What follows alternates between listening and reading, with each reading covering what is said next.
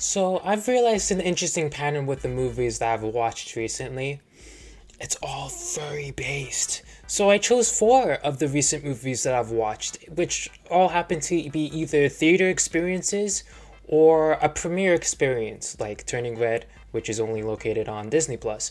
I put all my excitement and love for those movies into this video, and I hope to kind of set off some kind of motivation in me to, I guess, consistently create content that's related to furries and talking about an assortment of mainstream furry movies, which are like plentiful if you couldn't tell. This means that I can definitely turn this into a series. So I hope you enjoy my little quick reviews of the bad guys, Turning Red, Sonic the Hedgehog 2, and Sing 2. So I grabbed my non-furry friend to watch this movie as an experiment to try to turn him into a furry, and he definitely crushed himself. To say the very least, the character designs are just so perfect that it's like terrifying. I mean, look at him and then look at her. Like, furries had to have worked on this movie.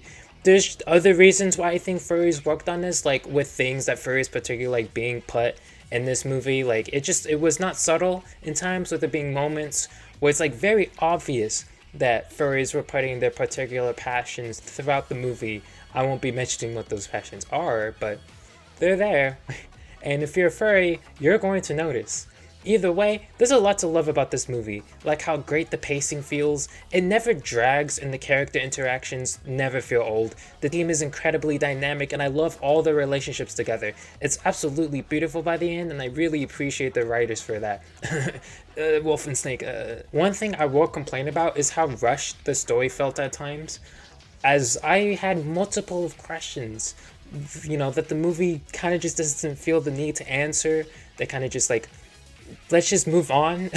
Honestly, it doesn't even affect the way I feel about the movie, but it's there and I have to mention it for context purposes. This movie isn't perfect, but like the action scenes are. Anyways, Mr. Wolf is hot and he isn't the only one who is hot.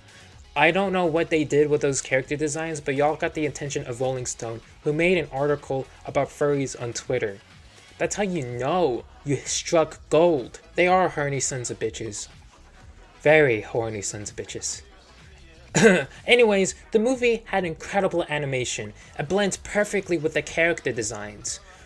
I see the inspiration and they really just run with it, especially in the action scenes. However, they do cut out like half of the action scenes, which is either a joke or it's just played off as a joke because they couldn't, animate it due to budgetary reasons. I don't know how animation works. I just know that it's expensive as fuck, and I'm incredibly patient with that type of stuff. So it didn't affect the way that I felt because the action scenes that were in the movie are done so well and fluently animated that it makes it worth it, and the movie looks spectacular overall. This movie's identity with the coloring is just so appealing, and there's just something so warming about it. Maybe that's the furry in me talking, but this movie is sensational, and I don't care how biased I sound. Watch it right now. You don't have a choice. I can't believe that most of the discourse around this movie is about the fact that this movie doesn't resonate towards a certain demographic. The majority of criticism I see about this movie is about how critics couldn't relate with the concept of the movie, even though there are scenes and moments that I feel like anyone can relate with, like the themes of generational trauma and how parental figures expect children to follow in the footsteps rather than their own. Or I don't know, the whole puberty aspect, which is literally the whole point of the furry transformation. Even then, you shouldn't base your review off of whether or not you can relate with the movie. That's arrogant and one-sided. Obviously, there's nothing wrong with saying you don't like the movie, but to just completely write it off and give a negative review, I just feel is incredibly unfair. I guess an actual criticism of this movie that I'll give is how obnoxious it can be at times, but I mean, it's a movie about teenage girls that is just filled to the brim with 2000s nostalgia. I don't know what the fuck you expected. Like one major thing about reviewing a movie should be about the expectations you have for it and the context of why you are watching it. If you're some cynical reviewer who only watches stuff just to hate on it, then you're not gonna find anything other than the movie's existence, which obviously isn't for everyone in the first place. I set my expectations for this movie to be just a fun little movie with furries in it. And that's exactly what I got, with a little more on the side, like the adorable animation and the quirky storylines. Another thing I can appreciate about this movie is the way they represent the whole purity aspect, which isn't, subtle, obviously. At first, I was wondering how they would turn this cute little panda girl into, like, something disgusting and just pure hormonal, because, that's how actual puberty is. And they did it pretty well, I would say. Probably, like, perfectly, with how she acts and, like, just the destructive force that someone with puberty can be, or that it can have on someone. It's sponsor time! So I know I did a sponsor time last time for this song, but like just in case you don't know, I have a song called Long Distance that's out. I also have another song that's going to be releasing soon. So by the time this video releases, it should be out. If not, just re-listen to Long Distance then. Long Distance is a song by me, produced by me. I know the first one I didn't really give you a snippet, but this time I'll give you a snippet. That's it. That's all you get. Wow, this one was just like Sing 1, but with more pizzazz. I mean, originally I liked the first one, but over time it's an okay movie that I thought was only great because it's made by Illumination and, they struggle. But now I'm realizing that I was just overthinking it, as the movie itself is just like a decent family movie with not much thought put into. I mean, it's a fun movie, but it's not exceptional, and whether or not I should let that dictate my expectations for the second movie was a lot to think about for a movie like this, so I just went in not really expecting much.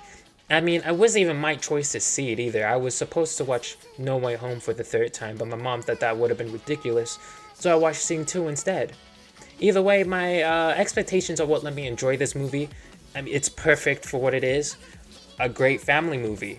The pacing is just so consistent, as they're like multiple of different plot lines with a huge amount of characters that they have, which gives like all the characters equal opportunities of development, even though it doesn't work all of the time. As I feel like certain characters, like her, just like still underdeveloped, like with the first movie. Not to say that the hate that she gets on TikTok is like needed, but like she isn't really. She's a character, and some of them are like that as well, but that's besides the point. I'm happy with what they did overall with the other characters and how they had to accomplish their obstacles. Also, the villain is hot, and like that's it. He was a great villain. I would let him drop me off of a building. I wanted to apologize to the first Sonic movie, as I made a severe lapse in my judgment. I said that the movie wasn't good, and then I made a very cynical video about Sonic's future.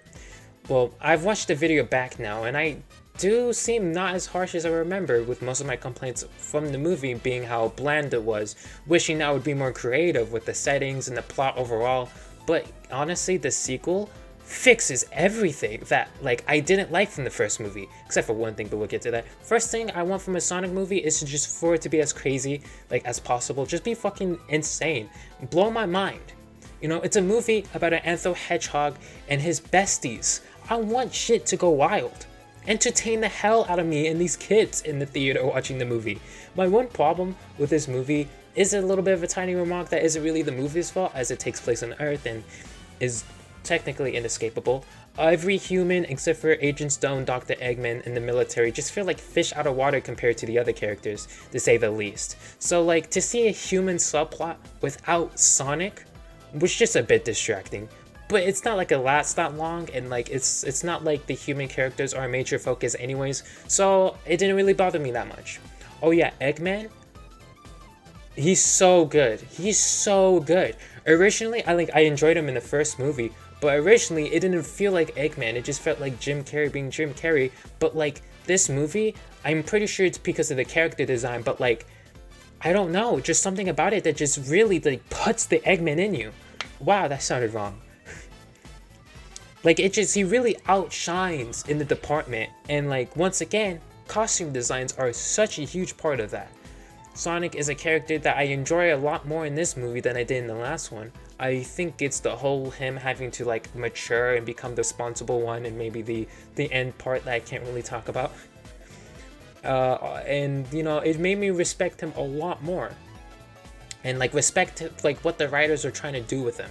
Tails was a character, and then Knuckles, he was pretty fun, as they don't really overdo the brutes being cliche thing. that they usually do with Knuckles. It's a reasonable amount of dumb that is logical in a way that doesn't need to be there, but I appreciate that it is there. One of the complaints I had for this first Sonic movie that I feel like was dumb was like the logical aspect of the movie. Like, what does that have to do with anything? I do, however, agree with the whole company who dealt with the animation team of Sonic just being straight up evil with firing everyone before Christmas. I'm glad I brought that up. I'm not sure if many people heard, but like that did happen. Animation teams, I feel like, need to be way more respected and paid a lot more for the animation they do. That's like, that should be an obvious thing, but like not enough people say it. I always hear crazy things about how badly they get screwed over in the industry, and it just blows my mind that people never focus on that but would rather complain about the animation not being up to snuff. I know that I went into a tangent about animation, but like it was needed. Someone needed to say it. Either way, Sonic 2 is a movie that just reaches into the caveman parts of my brain that I needed scratched. Sometimes I just need to enjoy crazy shit on the screen, and this movie absolutely does that with the set designs being inspired from the games and the action scenes being better than ever. This video is definitely part 1 of a series, as there are so many movies that I'm gonna get hype about, like the Person That Boots one, and there are other movies that I've watched but haven't got the chance to talk about, like The House or Belle.